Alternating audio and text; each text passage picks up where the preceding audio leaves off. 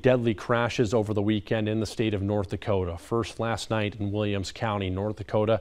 A Williston man is dead after crashing into a cow. According to North Dakota Highway Patrol, a 64-year-old male was driving a Kenworth straight truck when he braked and swerved to the left, crashing into a cow that was in the road, which caused the vehicle to roll over. When emergency crews arrived on scene, the driver was pronounced dead.